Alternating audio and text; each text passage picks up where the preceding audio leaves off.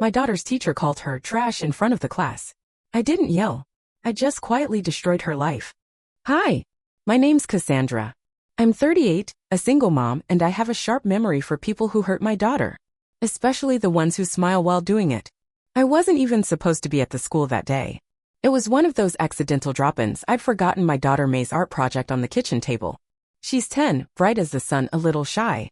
The kind of kid who says please to Siri.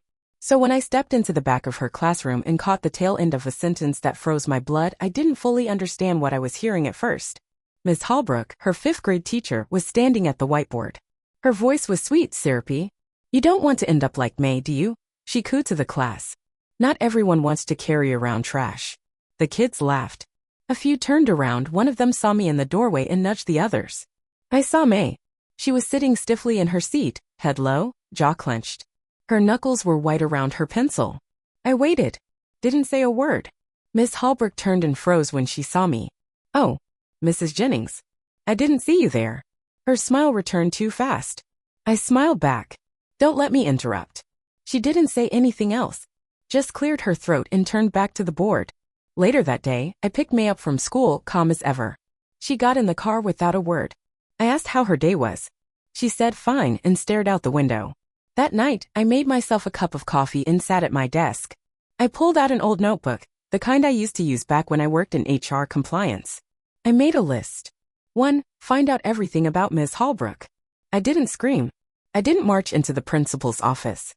Because people like Holbrook? They thrive in silence. On appearances. She built this polished little shell around herself, Teacher of the Year plaques, cheerful hallway bulletin boards, glowing newsletters about growth mindset. But there was something rotten under the surface.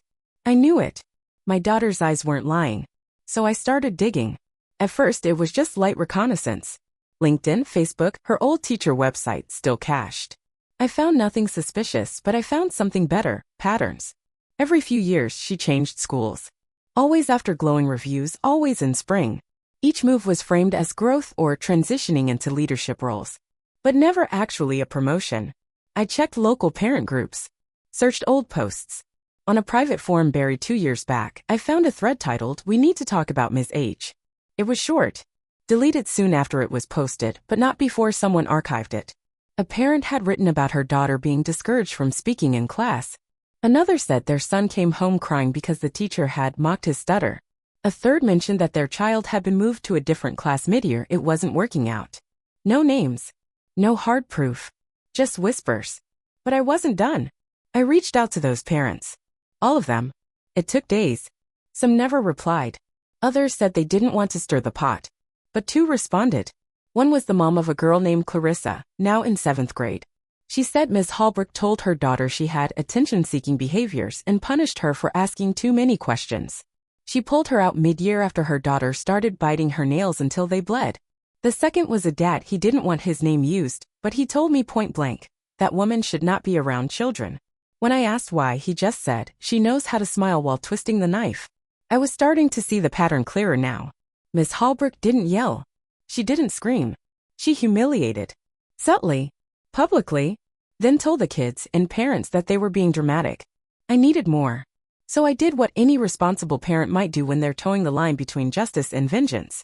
I requested every available public record from the school board on Ms. Holbrook. Emails, incident reports, evaluations, whatever they give me. Most of it was boilerplate. Polite reviews. A few notes from principals saying she was traditional in her methods. But then I hit gold. An internal complaint from a teacher's aide at her previous school. Concerns over treatment of students, inconsistent disciplinary approaches, and undermining of support staff. The complaint had been resolved, but the aide resigned soon after. I found her on LinkedIn. And I called. Her name was Teresa. She was retired now, living out in Oregon. When I told her why I was calling, she hesitated. Then she said she's still doing it? She told me about her time working under Holbrook. How the woman ran her classroom like a kingdom. How students were punished with silent treatment or being made examples of.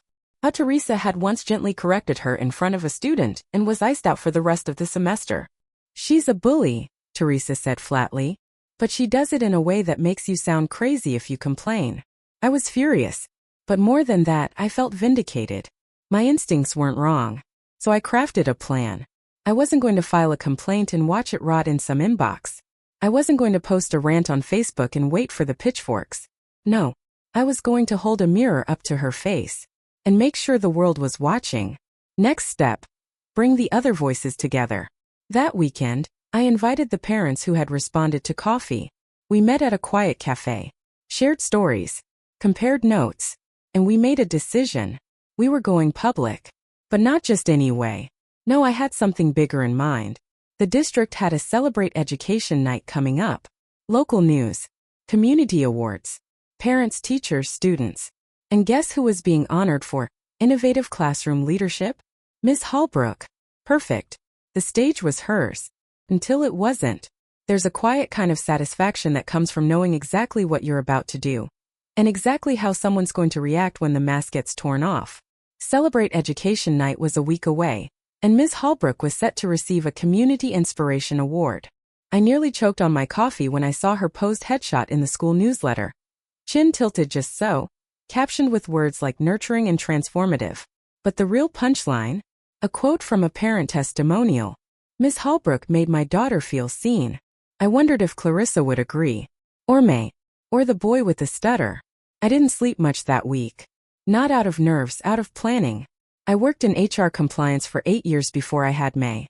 Digging for patterns, assembling documentation, connecting names to buried red flags. It's what I did. And I was damn good at it. By Thursday I had a binder. Literally. Labeled a pattern of harm. Inside. For anonymized testimonials from parents. 2 statements from former aides. Screenshots from the deleted forum thread. A printed copy of Teresa's email, giving me permission to share her experience. Every item sourced, dated, and tucked in the back, a flash drive, video files. I'd spoken to the school counselor, a kind woman named Ms. Jordan, who'd been May's safe space when the tears came quietly after math class. She couldn't give me private records, but she could tell me that multiple students had requested to transfer out of Holbrook's class in the last 5 years. I added that to the binder too. The piece de resistance? I emailed the local education reporter. Anonymously. You might want to ask a few questions before celebrating Ms. Holbrook. I wrote. Ask why she's changed schools so often. Ask about the complaints. Ask about what she says when the doors are closed. And then, I waited. The night of the event I dressed like I was going to war. Sleek blazer. Clean lines. Calm eyes. May didn't come, she didn't want to. I didn't push her. Instead I brought copies. One for the school board. One for the principal. One for the reporter, who I spotted by the refreshment table, notebook in hand. The auditorium buzzed with polite energy. Parents in heels. Kids squirming in clip-on ties. Every corner was decorated with posters and glitter. Holbrook stood near the stage, laughing with the PTA president, wearing a floral dress and a smile that didn't quite reach her eyes. And then the lights dimmed. The principal spoke first. He welcomed everyone, cracked a joke, praised the teachers. Then came the awards. Cheerful music. Flashy slideshows. Then it was her turn. Our final award tonight, the principal announced, goes to someone who has shown extraordinary dedication to student success. Please welcome Ms. Holbrook. Applause. Cheers. Even a few whistles. She stepped up to the mic like she'd practiced it in the mirror. Probably had. She thanked the board. The district. And then she said something that set the whole thing on fire. I just want every child to know, she said, hand on her heart, that in my classroom they are safe. They are seen. They are never alone. My fingers curled tight around the edge of my seat. She ended with a smile. That fake, gentle crocodile smile. And I stood up. Excuse me, I said, loud enough for the mic to catch. May I speak? She froze. Everyone turned. I walked to the stage, slow and steady, the binder in my arms. A few staff members looked alarmed.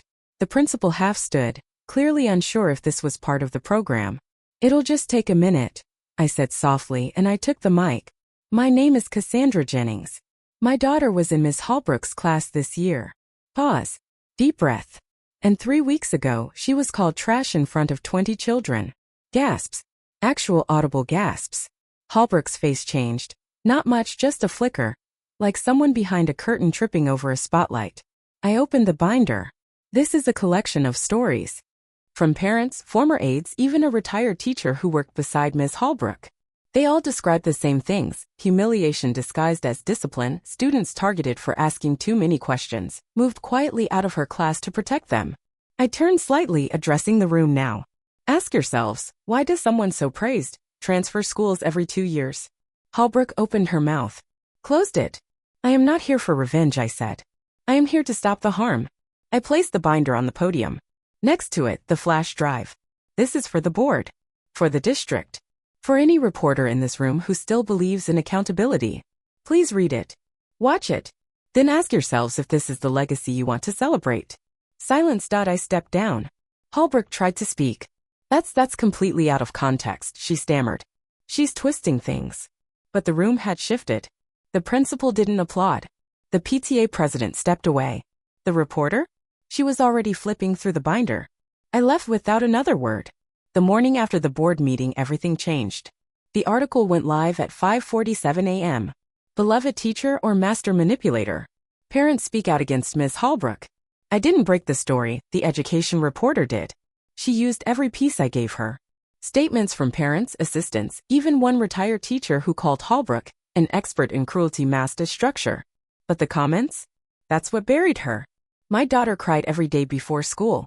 She told my son he was a burden because he needed reading help. I thought it was just us. Even former students chimed in. One wrote, she said I had a forgettable face. I still think about it 10 years later. By 10 a.m., the district issued a statement. Corporate nonsense. We take these allegations seriously, blah blah. But the key part? Ms. Holbrook was placed on leave. She wasn't in class. No goodbye. No explanation to the kids. May came home early and asked, is she gone forever? I told her, not yet.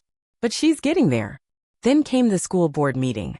It wasn't supposed to be a spectacle, but it was standing room only. News vans. Teachers.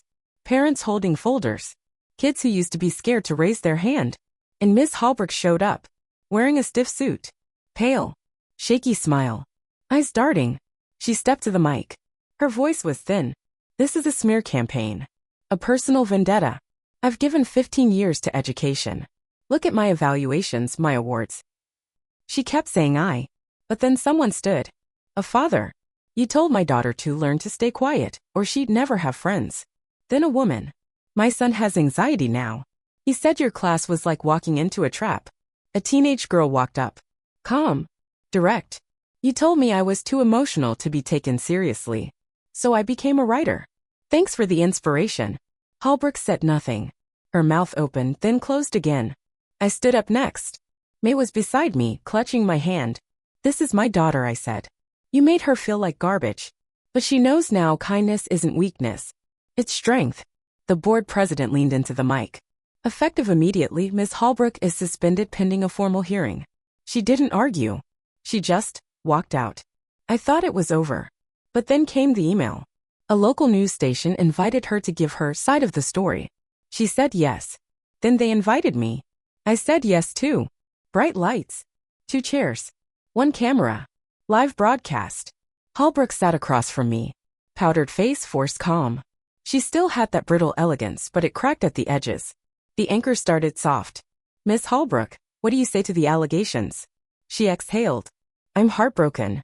I only ever wanted to challenge my students. To prepare them. Sometimes learning is uncomfortable. Then the anchor turned to me. Miss Jennings, you're the parent who came forward. Why? I slid a few printed pages onto the table, copies of complaints, notes from kids, a quote from a former aide. Because kids aren't props. They're not experiments. They're not trash. The anchor nodded. We've reviewed one of the videos provided by a parent. With permission, we'll play it now. The screen lit up. A hidden classroom recording. Holbrook's voice, sharp as glass. Maybe if you started thinking like normal people, you wouldn't keep failing. Back in the studio, silence. She whispered, that's out of context. But the audience knew. Everyone watching knew. She wasn't misunderstood. She was exposed. After that broadcast, Ms. Holbrook didn't show her face for weeks. The school board formally launched the investigation. Meanwhile, I kept getting messages, dozens of them. Parents. Former students. Even a substitute who said she once overheard Holbrook whisper, some kids just aren't worth the effort. But none of that matched what came next. Because someone, not me, leaked the footage. That 14-second clip of her calling a child trash in front of the whole class? It hit Facebook, then TikTok, then Reddit. It went viral in a day. The school tried to stay neutral. The internet didn't. And that's when everything broke. Her former schools started speaking out. Teachers, students, even a PTA member from her previous district admitted she had raised concerns that got buried. One mom stitched a video showing her child's artwork torn up after Holbrook said it was lazy. It was no longer just a few angry parents. It was a movement.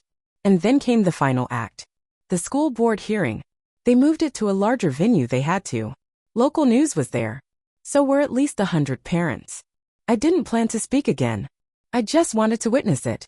Holbrook arrived with a lawyer. She looked like she hadn't slept in days.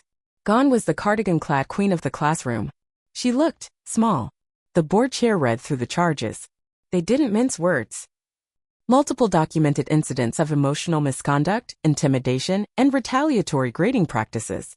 Repeated patterns across schools, years, and students. Then they opened the floor. And it happened again. Not a flood this time, a tide. Steady, relentless. Parents reading quotes. Students sharing stories. A counselor testifying that Holbrook shamed children under the guise of discipline. Then came my turn. I hadn't planned it. But I stood anyway. This isn't about bad days, I said. This is about someone who enjoyed their power a little too much and thought children were too small to fight back. And then I said, well, we're not small anymore. Holbrook's lawyer tried to speak. The board waved him off. We have heard enough. The vote was unanimous. License suspended. Termination recommended. State-level review pending. She stood up and said only one thing, voice hollow. I gave everything to teaching. And I replied, not with malice, just truth. No. You took. When I got home, May was waiting.